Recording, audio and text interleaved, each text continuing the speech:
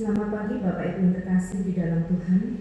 Kita akan bersama-sama beribadah pada pagi hari ini. Panggilan beribadah diambil dari 1 Tesalonika pasal 5 ayat 23. Semoga Allah damai sejahtera menguruskan kamu seluruhnya, dan semoga roh, jiwa dan tubuhmu terpelihara sempurna dengan tak bercacat pada kedatangan Yesus Kristus Tuhan kita. Mari kita akan bersama-sama bangkit berdiri.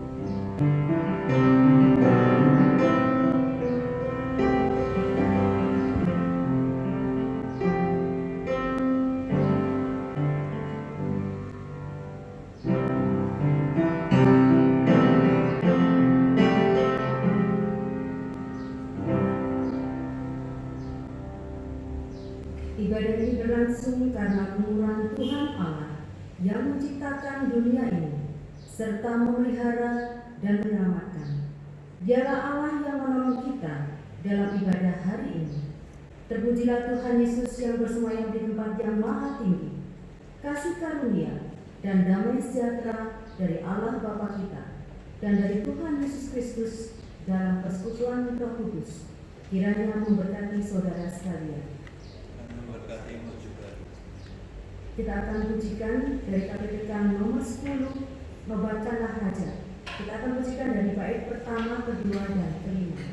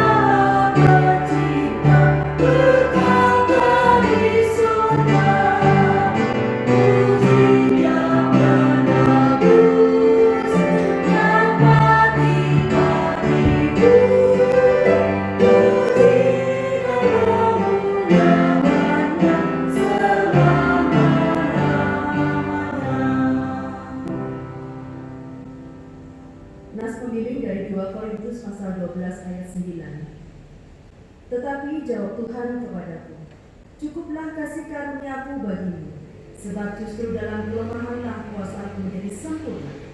Sebab itu terlebih suka aku bermegah atas kelemahanku, supaya kuasa Kristus turun menaungi aku. Jemaat dipersilakan duduk.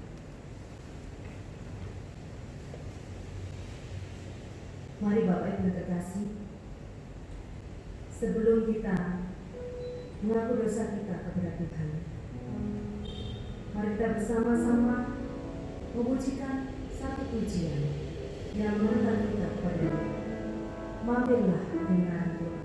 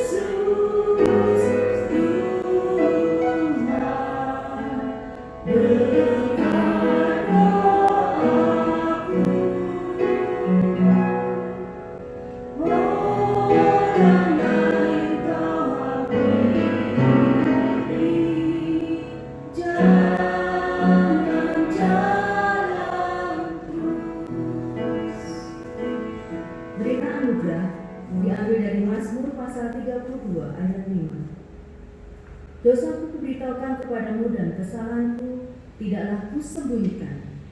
Aku berkata, aku akan mengaku kepada Tuhan pelanggaran-pelanggaranku, dan Engkau mengampuni kesalahan karena dosaku. Saudara yang terkasih, Allah menghendaki kita agar sungguh-sungguh mengikuti dan mengasihi Dia dengan segenap hati, jiwa, akal budi, dan kekuatan. Memiliki relasi yang mendalam dengan Dia.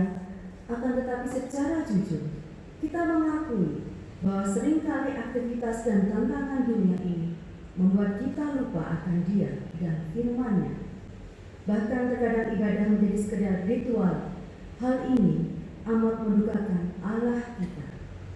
Oleh karenanya, marilah kita menyelidiki dan mengakui dosa kita di hadapan Tuhan. Diberikan waktu kepada kita untuk mengambilnya, untuk berdoa datang kepada-Nya. Berita anugerah Yesaya pasal 1 ayat 18. Marilah, baiklah kita berperkara. Firman Tuhan, sekalipun dosamu merah seperti kirmisi, akan menjadi putih seperti salju. Sekalipun berwarna merah seperti kain kesumba, akan menjadi putih seperti bulu domba. Kita akan bersama-sama bangkit berdiri. Kita akan membacakan bacaan pertama. Mari kita membacakan petunjuk hidup baru sebagai bentuk kesadaran bahwa kita bukan lagi milik kita sendiri, namun milik Kristus. Maka hendaklah setiap kita meneladani Kristus. Hendaklah hidupmu berpadan dengan Injil Kristus, supaya apabila aku datang melihat dan apabila aku tidak datang, aku mendengar bahwa kamu teguh berdiri dalam satu roh dan sehati sejiwa, berjuang untuk iman yang timbul dari berita Injil, dengan tiada digentarkan sedikit pun oleh lawan.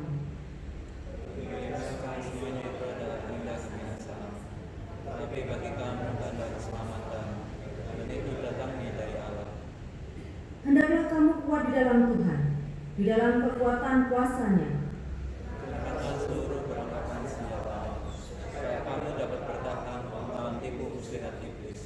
Karena perjuangan kita bukanlah melawan darah dan daging, tetapi melawan pemerintah-pemerintah, melawan penguasa-penguasa, melawan penghulu-penghulu dunia yang gelap ini, melawan roh-roh jahat di udara. Sebab itu ambillah seluruh perlengkapan senjata, supaya kamu dapat menegakkan perlawanan pada hari yang jahat. Dan tetap berdiri, sudah kamu menyelesaikan segala sesuatu. Berdoalah setiap waktu di dalam roh, dan berjaga-jagalah di dalam doamu itu dengan permohonan yang tak putus-putusnya untuk segala orang kudus.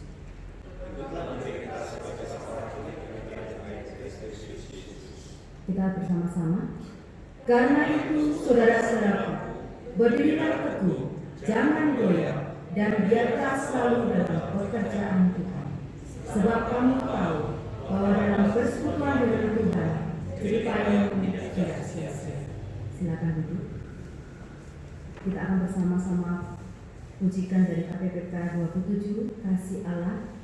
Kita akan pujikan dari bait pertama saja.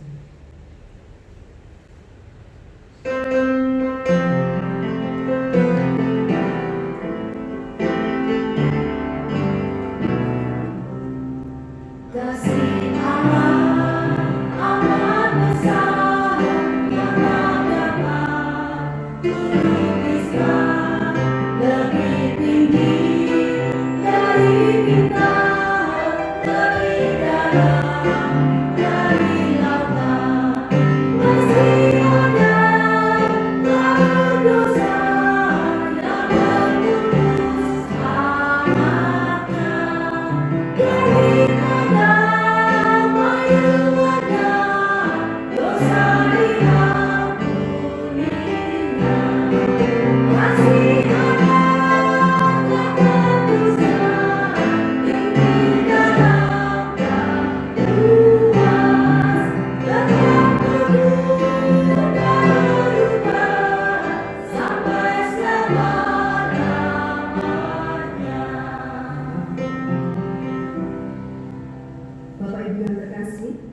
sebelum kita mendengarkan firman Tuhan, mari kita mempersiapkan hati kita supaya kita dapat menerima firman-Nya itu dan kita dapat dibentuk seturut dengan Dia.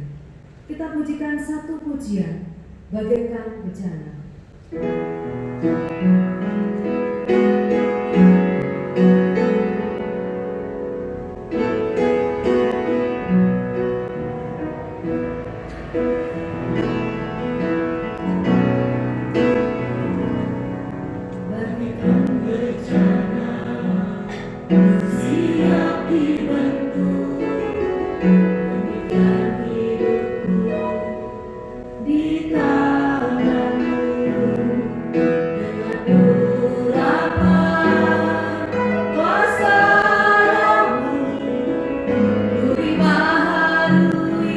Selalu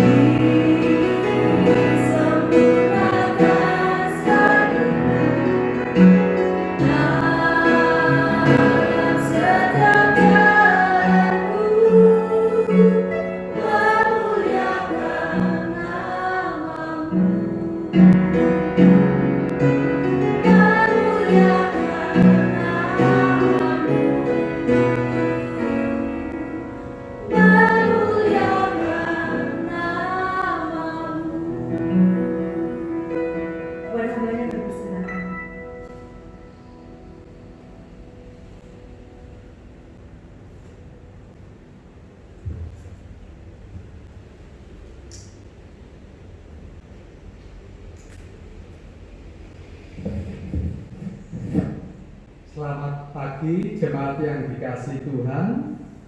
Mari kita buka Alkitab kita dari 2 Korintus pasal yang keempat.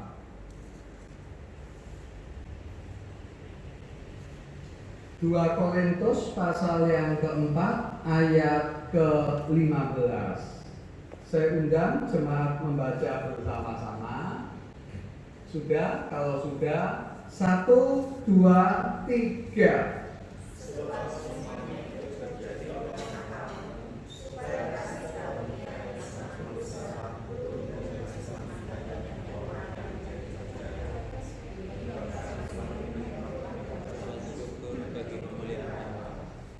Ayat 16, sebab itu kami tidak tawar hati, tetapi meskipun manusia lahiriah kami merosot, namun manusia batinia kami diperbarui dari hari ke hari. Kita lanjutkan dengan bacaan ayat yang kelima. Sebab bukan diri kami yang kami beritakan, tetapi Yesus Kristus sebagai Tuhan dan diri kami sebagai hamba-Mu karena kehendak Yesus. Satu lagi ayat ke-7. Saya undang jemaat yang membaca bersama-sama. 1, 2, 3.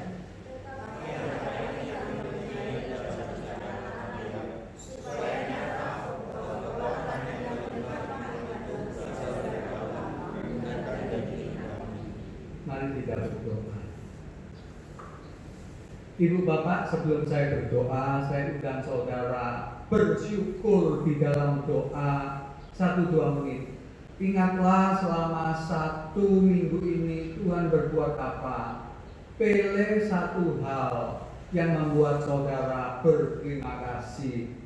Gak usah lama-lama, 1-2 menit lagi, tapi lakukan dengan sungguh-sungguh.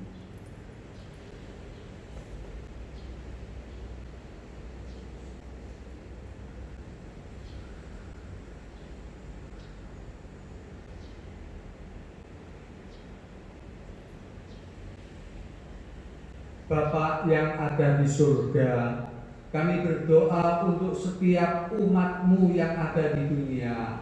Mereka ketakutan Tuhan, wajar kami takut. Karena pertama kami takut sakit, yang kedua kami takut meninggal. Sudah ada 10.000 orang yang meninggal lebih karena Corona Tuhan. Sebab itu kami berdoa supaya setiap keluarga yang ditinggalkan dihiburkan, ditolong untuk menyadari betapa singkatnya hidup ini.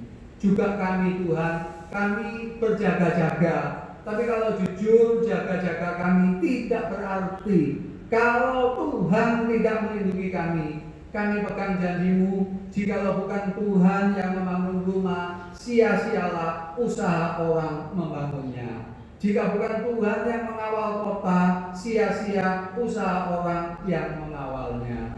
Sebab itu kami serahkan tubuh jiwa roh, baik diri kami, keluarga kami, gereja kami ke dalam perlindungan-Mu. Tutup bungkus dengan darah Yesus yang kudus. Jauhkan kami dari virus corona, dan terutama beri kami hati yang membenci dan mematikan dosa. Terima kasih Tuhan. Sekali lagi kuduskan basuh kami oleh darah Tuhan Yesus. Waktu, ruangan, suasana, diri kami kiranya dikendalikan Roh-Mu. Berbicaralah. Biarlah Engkau memberkati setiap orang yang duduk di tempat ini maupun di rumah yang sedang mendengar firman-Mu. Ini doa kami dalam nama Tuhan Yesus yang baik. Amin. Ibu Bapak yang dikasihi oleh Tuhan, bila kita bicara tentang sejarah dunia, kita melihat ada seorang penulis dari Prancis, sekuler, menobatkan Paulus adalah seorang yang hebat. Dia masuk 6 besar orang yang mempengaruhi dunia. Dari zaman Adam sampai abad ini, dia menobatkan Paulus sebagai orang yang ke-6 yang paling berpengaruh. Kalau memang kita teliti Alkitab, memang Paulus adalah seorang yang jempolan, misionaris yang mempengaruhi sampai ke Roma. Yang menarik lagi, Paulus diakui sebagai penulis 13 surat perjanjian baru. Ditambah lagi kisah Rasul, tulisan Paulus, kisah tentang Paulus sekitar sepertiga dari perjanjian baru.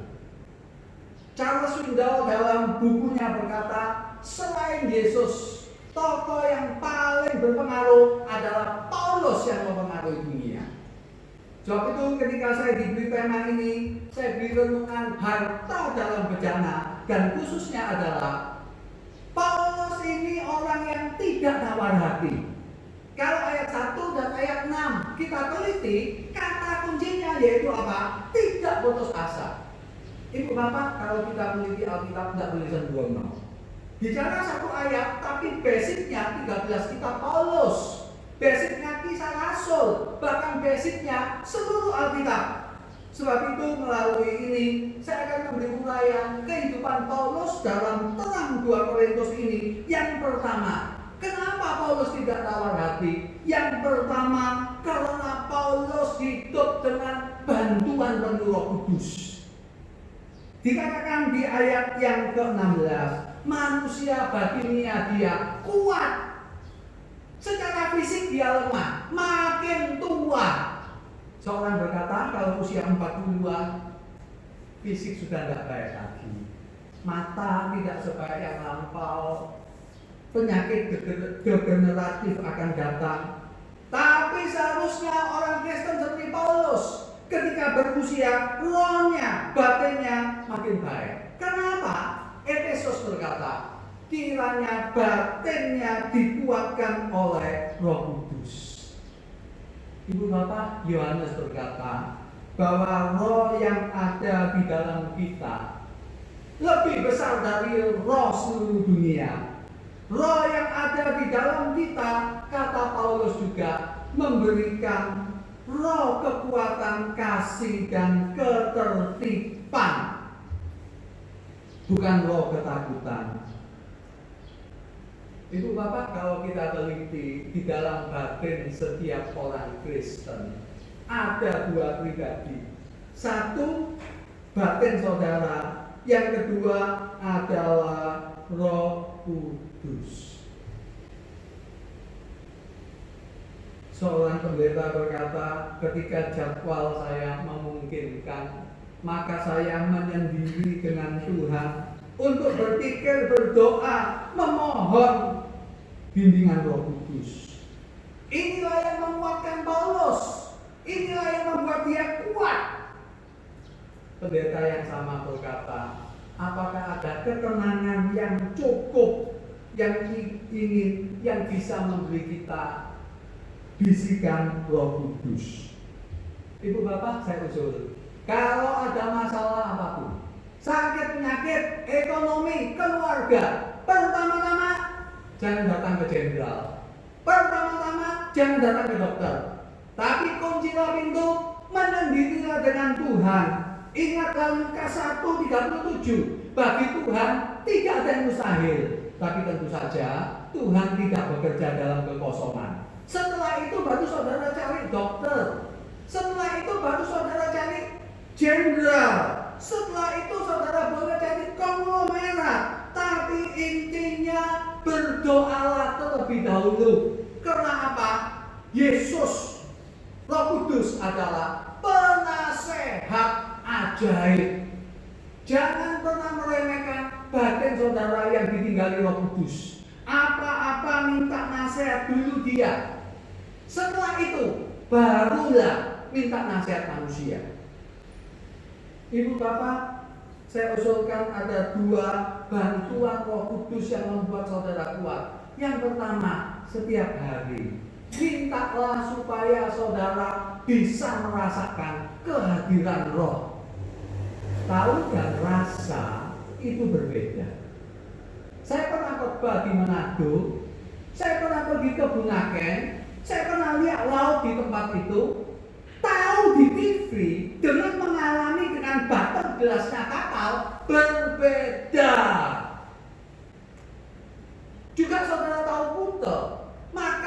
pinggir pantai dengan ikut makan sendiri berbeda. Sebab itu Ibu Bapak, berdoalah tiap hari, Tuhan supaya saya bisa merasakan kehadiran Roh Kudus di dalam rumah tangga saya, dalam keluarga saya, dalam pekerjaan saya. Seorang mantan majelis berkata, saya ini sering mengantarkan istri saya ke gereja, tapi saya tidak masuk. Lama-kelamaan saya capek, saya duduk di ujung balkon sana. Kebetulan waktu ada seorang pendeta. Pendeta itu berkhotbah mengenai masalah saya. Saya tanya sama istri saya, kamu cerita tak sama pendeta itu bahwa saya ada masalah? Enggak itu. Nah, inilah yang namanya merasakan kehadiran Tuhan. Ketika kita baca Alkitab, ketika kita di rumah, ketika kita ikut ibadah, ada saatnya seakan-akan Tuhan menyentuh batin kita pribadi. Itulah yang dinamakan kehadiran Tuhan. Yang kedua, mintalah Roh Kudus setiap hari memberi saudara satu ayat, satu perikop, satu kalimat, satu kata, atau satu pasal dari kitab suci. Saudara, Roh Kudus itu ada di batin saudara. Ketika saudara susah, mintalah satu kata, satu kalimat, satu ayat, satu perikop yang betul-betul akan mempengaruhi saudara. Apa gunanya membaca Alkitab kalau kita tidak bertemu Tuhan? Apa artinya saudara setiap hari hidup berdoa tetapi tidak mendapatkan kesan dari Tuhan sendiri? Kenapa Paulus dianiaya, dilempari batu, kapalnya tenggelam, dia bisa tetap survive? Masalahnya dia dapat bimbingan Roh Kudus setiap hari. Yang kedua, harta dalam bejana. Pertama, karena Paulus dibantu Roh Kudus. Yang kedua, karena apa? Paulus seorang yang menghormati Tuhan. Saudara lihat di dalam ayat kelima, aku ini cuma hamba dan Tuhan itu Tuhan. Saudara, apakah saudara punya sikap seperti Paulus? Hamba beda dengan pembantu rumah tangga zaman ini. Hamba artinya apa? Budak belian. Hamba artinya apa? Seorang yang merendahkan diri. Di dalam Perjanjian Baru, seorang yang punya sikap baik yaitu Maria. Saudara, Maria ini menarik ya. Melepaskan rambutnya tanpa kerudung, mencuci kaki Yesus. Maria melakukan dua hal. Pertama, dia bertindak seperti maaf WTS. Di abad 1, seorang perempuan kalau melepas kerudungnya bukan di hadapan suaminya, itu seperti BTS. Yang kedua, Maria bertindak sebagai budak. Kenapa bertindak sebagai budak? Karena dia mencuci kaki Yesus. Itu pekerjaan seorang budak. Artinya apa? Maria seorang yang sangat menghormati Yesus. Abad 21 ini kita tidak bisa bertemu Yesus secara tatap muka. Bagaimanakah kita bisa menghormati dia? Saya pikir dari Alkitab kita dapat pelajaran. Kalau saudara dan saya mau menghormati Yesus, sederhana. Pertama, belajarlah dari Yusuf. Saudara, Yusuf ini masih 17-30 tahun. Dicobai untuk berzina. Dan yang menarik, seorang berimajinasi. Ketika dia di kamarnya istri Potifar, ada patung berhala di sana. Istri Potifar melepas roknya, melemparkan di patung berhalanya, berkata, "Dewaku tidak melihat perbuatan kita." Tapi Yusuf berkata apa? "Tapi Tuhanku melihat." Apa yang paling dibenci Tuhan? Dosa. Ibu bapak, kalau saudara mau menghormati Tuhan, jangan bermain-main dengan dosa. Yusuf dan Daud berbeda. Daud seorang elit rohani, tapi dia berselingkuh, membunuh. Dia melakukan perselingkuhan anggaplah 3 jam. tapi 20 tahun dia menuai atas dosanya. Anaknya hasil perselingkuhan langsung mati. Absalom, Amnon, dan Adonia juga meninggal karena dosa daripada Daud sendiri secara tidak langsung. Allah sanggup mengubah penderitaan manusia menjadi kemuliaan, tetapi Allah tidak mau mengubah dosa menjadi kemuliaan. Dosa harus dihukum, tidak ada kemuliaan di dalam dosa. Saudara lihat Ayub menderita. Setelah selesai penderitaannya, harta bendanya dikembalikan, anaknya diberi 10 lagi. Artinya apa? Allah adil. Ketika seorang menderita untuk dia, Allah akan memberkati kemudian. Tapi orang yang berdosa seperti Daud, dosa mengejar dia seperti seekor singa. Sebab itu pelajaran kenapa Paulus ini bisa begitu kuat, tidak tawar hati. Paulus adalah seorang pribadi yang menghormati Tuhan.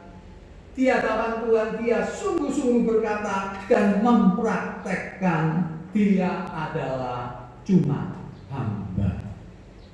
Yang ketiga, mengapa Paulus bisa begitu kuat?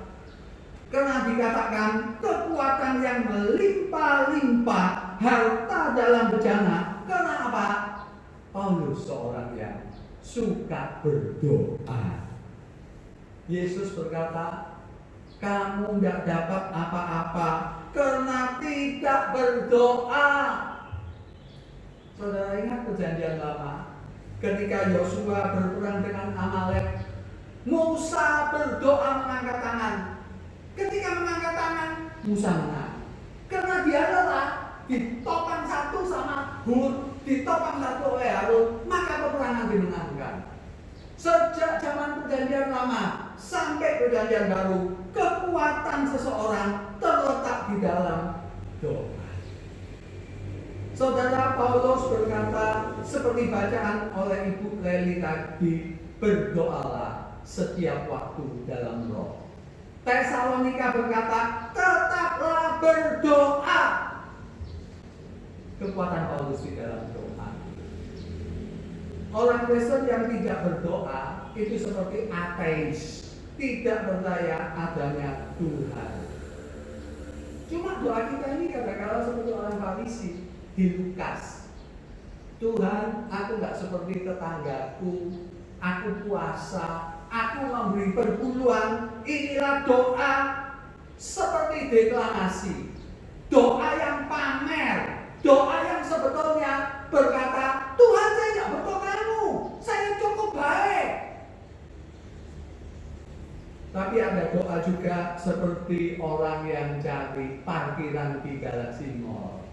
Tuhan beri saya parkiran, kalau dapat ya baik, kalau tidak dapat ya tidak apa-apa. Doa yang begini juga tidak efektif. Tapi saudara yang dikasih oleh Tuhan, doa yang benar adalah seperti Paulus tetap berdoa dalam roh, bersungguh-sungguh. Psikologi agama mengatakan agama itu dan doa itu bisa eksternal dan internal. Eksternal artinya apa? Agama dan doa sebagai status sosial, sebagai sarana politik. Pindah agama lain supaya politiknya maju. Menikah, pindah agama supaya dapat menikahi orang yang dicintai. Jadi ini yang namanya eksternal dari psikologi agama. Tapi dari internal agama, yaitu apa? Ketika saudara dan saya menjadikan doa dan kepercayaan sebagai sesuatu yang dihayati. Seperti kata Ayub, kata setan kepada Ayub, apakah tidak mendapat apa-apa? Ayub takut akan Tuhan. Paulus seperti Ayub banyak menderita, dipukuli, habis pukul dipukul lagi, sehingga saya yakin di punggungnya ada bekas-bekas luka yang tidak pernah akan ada penyelesaian untuk pulih. Paulus pernah kapal karam, pernah kekurangan, sangat menderita. Tapi yang menarik, Paulus tetap setia kepada Tuhan. Ibu bapak berbicara tentang doa. Saudara nanti baca di rumah Ibrani pasal 6 ayat 10. Allah bukan tidak adil sehingga dia lupa pekerjaanmu untuk namanya melayani orang kudus. Saya baca ayat referensinya. Ayat referensinya itu di Matius pasal 10 ayat 42. Yang mengatakan apa? Yang mengatakan kita akan diganjar oleh Tuhan jikalau memberi air sejuk kepada seorang anak. Ibu bapak, keselamatan masuk surga semata-mata anugerah, semata-mata darah Yesus, gratis. Tapi doa yang dijawab seperti Paulus, doa yang dijawab seperti Musa, itu tergantung kesalehan kita. Tetap anugerah, tapi ketaatan kita mempengaruhi doa yang dijawab oleh Tuhan. Ibu bapak yang dikasihi Tuhan, ingat cerita Cornelius. Apa kata Alkitab? Doamu dan sedekahmu didengar Tuhan sampai ke akhiratnya. Artinya apa? Bukan saja doa, tapi hubungan horizontal, sedekahmu. Amsal mengajarkan siapa menaruh belas kasihan kepada orang miskin memuliakan dia. Siapa menaruh belas kasihan kepada orang lemah memiutangi Tuhan. Bicara tentang doa, saya terkesan dengan Daniel, saudara. Daniel ketika memanjatkan doa satu kata, dikatakan malaikat itu sudah datang dari surga untuk menjawab doanya. Loh, kenapa? Sederhana, kehidupan Daniel saleh. Yang menarik lagi, yang dikirim oleh Tuhan malaikat bukan malaikat sembarangan, malaikat Gabriel. Siapa Gabriel? Pemimpinnya malaikat. Dia jenderalnya malaikat-malaikat. Otomatis apa?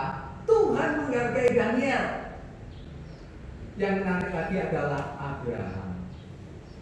Abraham ketika Sodom dan Gomora akan dihancurkan, Allah ngomong, mau hancurkan Sodom Gomora. Tapi perlu enggak ya aku ngomong sama Abraham?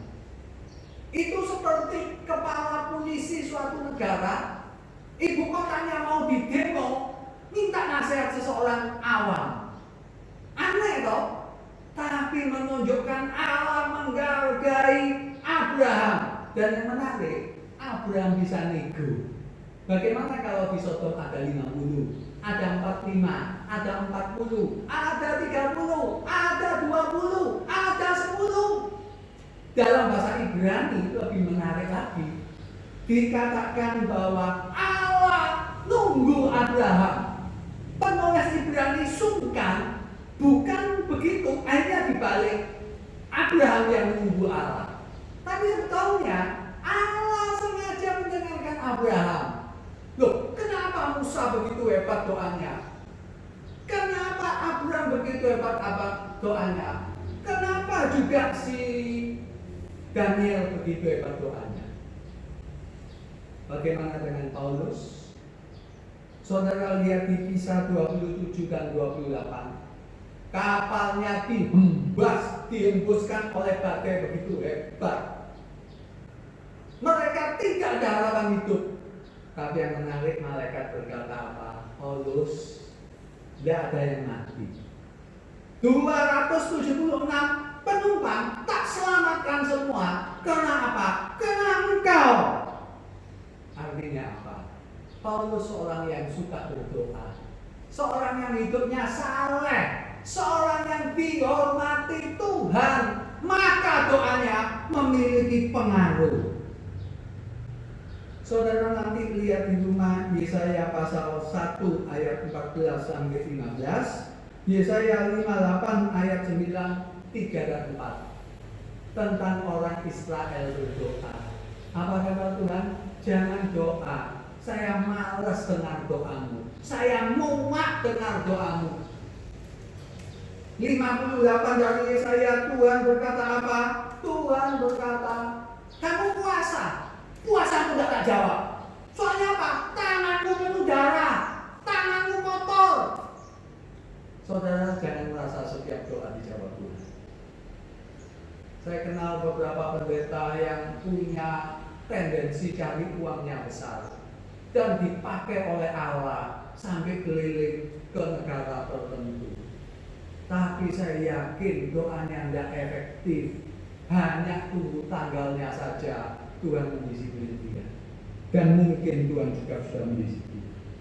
Sebab itu Ibu Bapak jangan merasa bahwa doa saudara pasti dijawab oleh Tuhan. Kalau itu saudara nangis. Saudara dan saya tidak mungkin sempurna, tetapi kita harus sadar dan sengaja untuk tidak berbuat dosa.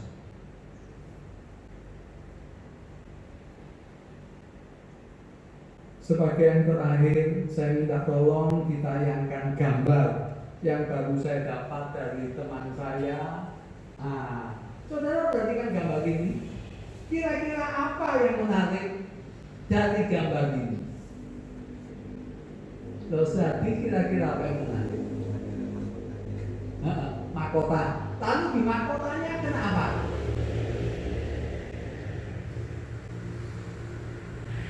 Yang menarik saudara, di mahkotanya itu ada kepala domba. Betul ya? Di mahkotanya itu ada kepala domba. Pendeta kenalan saya ini menulis begini. Apa yang membuat kamu khawatir? Apa yang membuat kamu cemas?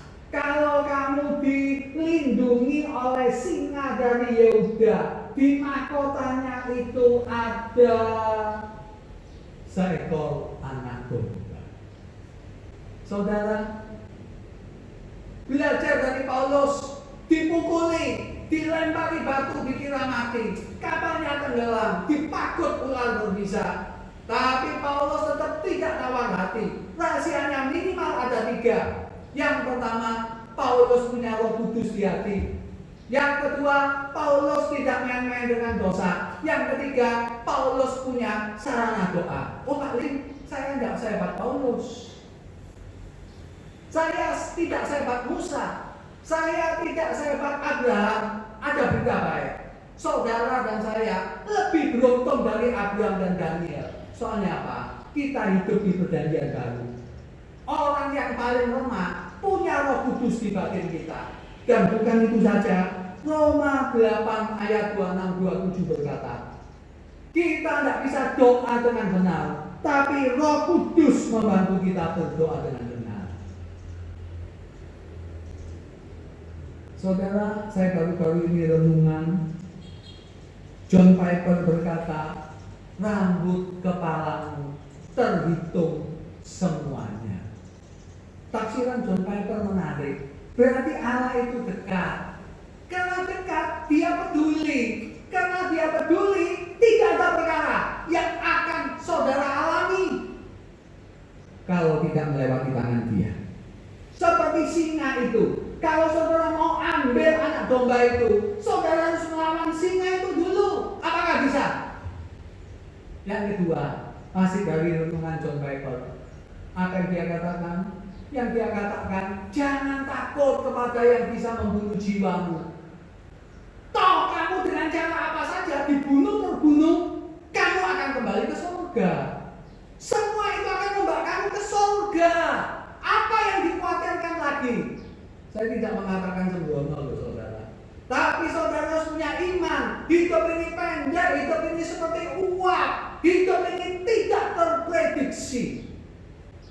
Saya diberi seorang teman catatan di Itali ada 28 Romo yang meninggal karena virus corona. Sebagian pendeta memakai Mazmur 91 untuk menguatkan orang Kristen. Saya setuju. Itu Mazmur yang baik. Tapi saya tidak membicarakan itu. Tapi saya tidak beritahu kepada saudara, jangan khawatir dengan kematian. Mati kapanpun itu pasti melewati tangan Tuhan. Saudara harus hati-hati. Cuci tangan sering, jangan bepergian, makan yang sehat, tapi percayalah nasib saudara ada di tangan Tuhan. Oh Pak Lim, saya tidak mau masuk surga dulu. Tidak apa-apa. Tugas kita belum selesai. Orang sering tidak punya kerinduan masuk surga karena menganggap surga itu membosankan, surga itu tidak manis. Saudara, pernah 1 tahun saya pergi ke Melbourne untuk khotbah. 1-2 minggu kemudian saya ke Tokyo. Habis dari Tokyo 1 bulan saya khotbah di Semigi. 3 kota dengan ciri-ciri yang berbeda. Melbourne, orangnya suka santai, jalannya manis, tempatnya tenang. Tokyo begitu sibuk, modern. Semigi, tempat yang begitu alami. Saya tidak katakan surga tidak mungkin lebih jelek dari 3 kota itu. Kalau di dunia ada New Zealand, kalau di dunia ada Orchard Road, kalau di dunia ada pegunungan Alpen di Swiss, tidak mungkin surga lebih jelek dari ini. Tapi saya ingatkan saudara, surga baik itu bukan karena pemandangannya, karena bahannya, tapi surga itu baik kenapa? Allah ada di sana. Di mana ada Allah, disitulah surga, termasuk di dunia. Sebab itu John Piper berkata apa? Rambut kepalamu dihitung semuanya. Allah tidak pengangguran saudara. Cik Miing hari ini rambutnya rontok berapa tidak ada yang tahu. Saya juga tidak perhatian. Tapi Allah tahu. Artinya apa? Allah itu dekat. Allah itu peduli. Sebab itu apa? Jangan main dengan dosa. Berdoalah sungguh-sungguh dan libatkan Roh Kudus di batin saudara. Dan yang kedua, saudara harus berdoa seminggu minimal sekali. Katakan, Tuhan, tolong saya meninggal dengan cara Tuhan dan waktu Tuhan. Kalau bisa tidak sakit, dan kalau bisa tidak merepoti yang hidup, betul tidak? Tapi saudara dan saya harus siap sewaktu dipanggil oleh Tuhan. Adik tingkatnya Arumi, penginjil Priscilla, saya kenalkan di satu gereja yang cukup besar, ada 600 jemaat. Ketuanya sudah setuju, tapi gereja ini cukup teliti, di screening ke rumah sakit, ke laboratorium, ketahuan kena leukemia.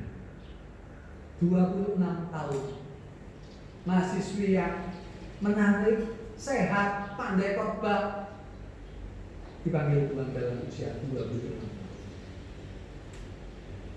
Murid saya yang lain berenang di Kalimantan, tersambar dengan ombak di Sungai Kapuas, meninggal dalam usia 27 tahun. Saudara menghadapi corona ini, saudara harus mengikuti internet, tanya kepada Dr. Samuel, Dr. Ratna, bagaimana cara yang baik, tapi jangan pernah lupa juga berdoa. Berdoa tidak jauh-jauh dan percayalah, tidak ada yang menyerang kita kalau mengizinkan oleh Tuhan. Nasib kita lebih aman dari domba yang ada di kepala kita. Siapa yang berani? Mari kita berdoa kepada Tuhan. Bapa di surga, jadikan kami pelaku firman-Mu dalam nama Tuhan Yesus. Amin. Sebentar saya cuci lagi ya supaya Rosueli tidak terganggu dengan nafas saya. Oke, silakan Rosueli.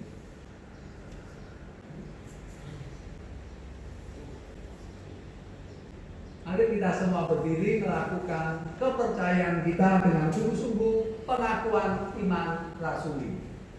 Aku percaya kepada Allah, Bapa yang Maha Kuasa, Khalik langit dan bumi, dan kepada Yesus Kristus anaknya yang tunggal Tuhan kita, yang dikandung dari Roh Kudus, lahir dari anak darah Maria, yang menderita sengsara di bawah pemerintahan Pontius Pilatus, disalibkan, mati dan dikuburkan, turun ke dalam kerajaan maut. Pada hari ketiga bangkit pula dari orang-orang mati, naik ke surga, duduk di sebelah kanan Allah, Bapa yang Maha Kuasa.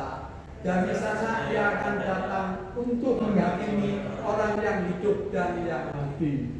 Aku percaya kepada Roh Kudus, gereja yang kudus dan am, persekutuan orang kudus, pengampunan dosa, kebangkitan orang mati, dan hidup yang kekal.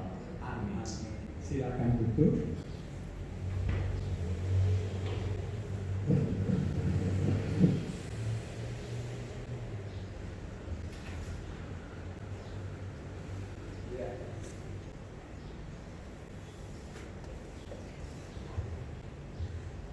Demikian firman Tuhan kita pada pagi hari ini.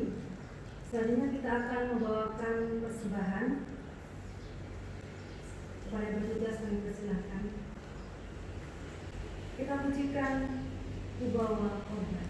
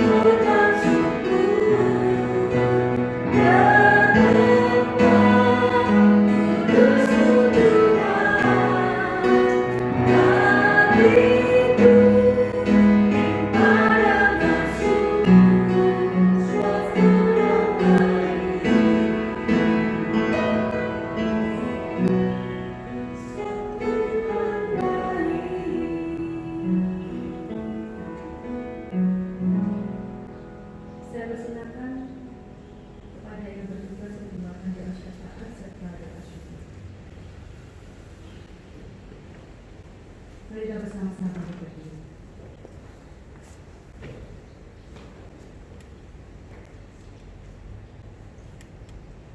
Tuhan, pada saat ini kami sungguh mengucap syukur dan terima kasih pada Engkau.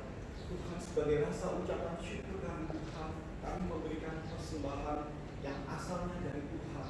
Kami mohon supaya Tuhan memberkati persembahan ini ya Tuhan, untuk kemuliaan-Mu ya Tuhan, secara khusus untuk gereja ini ya Tuhan. Terima kasih Tuhan Yesus, terpujilah Engkau, dalam nama Tuhan Yesus kami berdoa. Amin. Mari kita melanjutkan dengan doa syafaat. Kita akan membagi pokok doa. Untuk tahun Bapa, mari kita berdoa untuk bangsa dan negara. Kita doakan untuk para pemimpin bangsa kita, doakan untuk pemerintah tingkat pusat sampai dengan pemerintah tingkat daerah, mari kita juga berdoa untuk situasi bangsa kita. Doakan secara khusus supaya virus corona tidak terus menyebar. Untuk kaum ibu, mari kita berdoa untuk penginjilan. Doakan untuk anggota keluarga kita yang belum percaya Tuhan Yesus. Doakan untuk para misionaris, doakan untuk lembaga misi. Untuk pemuda dan remaja, mari kita berdoa untuk gereja. Secara khusus mari kita berdoa untuk persiapan Paskah.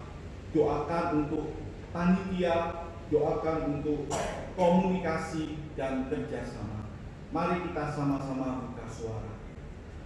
Bapa kami di surga, pada saat ini kami menaikkan doa syafaat kepada Tuhan. Tuhan, kami mau berdoa menyerahkan bangsa dan negara kami Indonesia.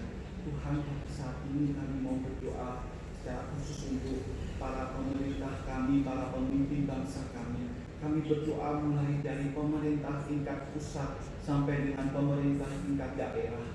Kami berdoa Tuhan berikan hikmat, Tuhan yang menolong mereka, Tuhan yang memberkati mereka dalam kerjasama, dalam koordinasi, Tuhan yang memberikan pertolongan. Tuhan Yesus, pada saat ini kami juga bersatu hati Tuhan. Kami berdoa secara khusus untuk situasi bangsa kami, ya Tuhan. Tuhan, kami berdoa supaya virus corona tidak terus menyebar. Kami mohon pertolongan Tuhan. Tuhan berkati untuk para pemerintah kami, ya Tuhan, dalam menangani akan hal ini. Juga untuk para medis, Tuhan berikan hikmat, ya Tuhan. Maupun juga untuk aparat keamanan, Tuhan yang menolong. Dan kami semua sebagai warga negara, supaya kami juga mendukung pemerintah kami, ya Tuhan. Tuhan, tolong kami semua, ya Tuhan. Kami berdoa, ya Tuhan, memohon supaya Tuhan yang menolong dan tidak terus menyebar virus corona ini, ya Tuhan. Supaya seluruh warga, ya Tuhan, juga boleh Tuhan berikan hikmat pertolongannya dari Tuhan. Terima kasih Tuhan Yesus. Terpujilah Engkau. Bapa kami di surga, inilah doa-doa kami. Kami percaya bahwa Tuhan akan menjawab sesuai waktu dan kehendak Tuhan. Terpujilah Tuhan dalam nama Tuhan Yesus. Amin. Amin. Silakan duduk. Saya mengajak Bapak Ibu untuk bangkit berdiri. Kita akan pujikan pujian doksur.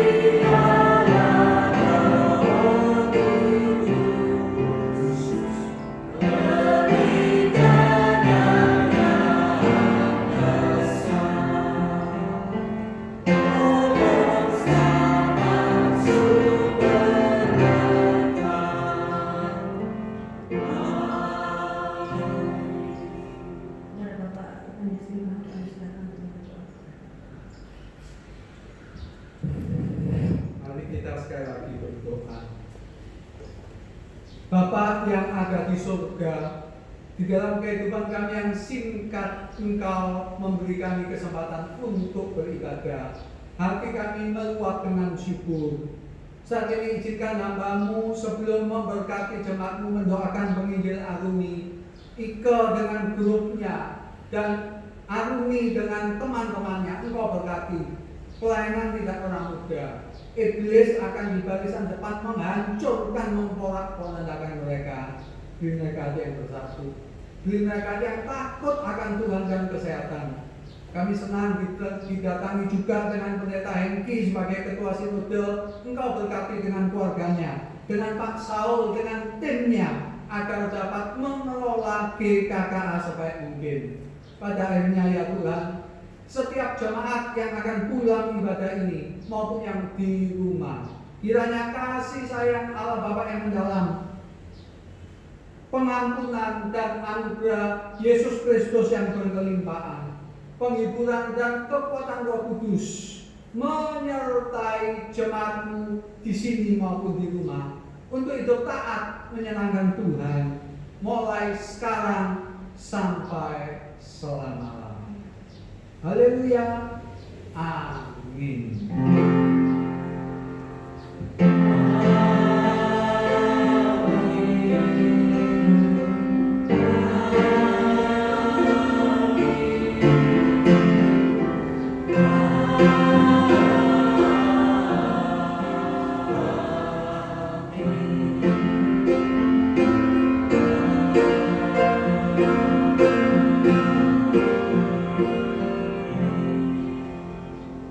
Silakan duduk, ibadah selesai, saudara silakan melakukan saat teduh.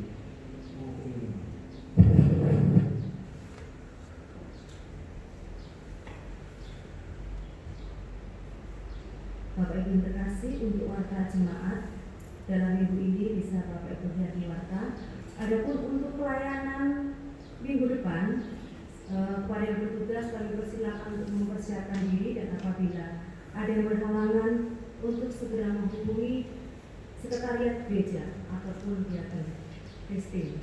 Kemudian untuk persekutuan dalam setiap komisi untuk sementara menunggu informasi lebih lanjut.